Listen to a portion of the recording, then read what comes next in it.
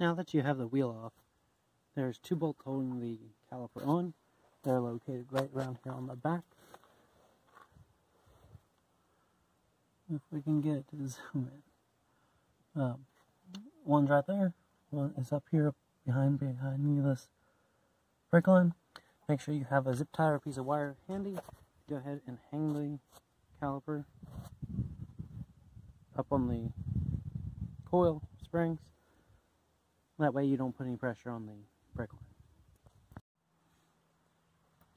So now that you have removed all your old hardware, it's time for reassemble. We went ahead and anti-seized the hub, the studs, and I always put some right around the center there, because that's where the old rotors get stuck at, and that's where your wheels tend to get stuck when you have hub-centric wheels. So now we're just going to start reassembling, and we have already washed our rotor off. Make sure you use some brake force cleaner and clean those. And that just goes right up on there. And it's going to basically be everything you just did to take back apart.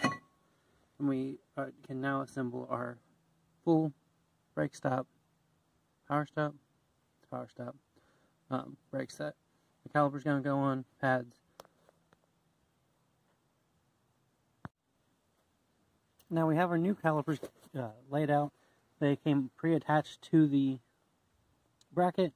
It might be a good idea to check your bolt tightness, make sure everything's tight. Now we've got these stainless slides, and we're going to need to install those. There's 4 of them, and there's going to be one there, there, and there, and they simply clip on with the loop piece on the back away from the rotor. And bear with me.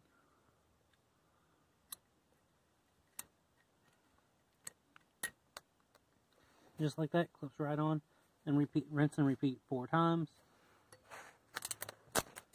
This is where your brake line is going to attach at, and each side is marked with an L and R right there, and that tells you that it goes on the left side or the right side. It's also a good idea, I like to take the adjusters out, the bleeders out, and make sure that they bleed before installing everything, so that you know that everything's going to work properly. Now simply take your brake pads, go ahead and clean them, and you're going to pop them right down in here and latch them right into the stainless slides. Now go ahead and hang the caliper in its place and put the caliper bolts back in. And these can be a little bit difficult to get started. Make sure you tighten them down nice and tight. Now the last thing you're going to need to do is hook up your brake line and bleed your brakes. So, as I mentioned, right here where this red cap is, where this line's going to go, they give you new washers, but you're going to have to reuse your old bolt.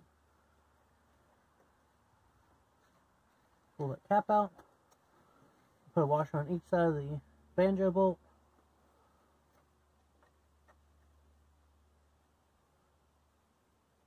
and make sure that's nice and snug as well. If you like this video, if you found it helpful or useful in any manner, please think about considering liking the video and subscribing to the channel. It helps the video out and doesn't cost you anything.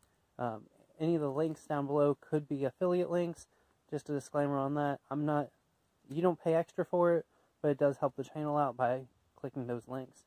I really appreciate the views, and if you would, drop a comment below. Again, it helps the video out.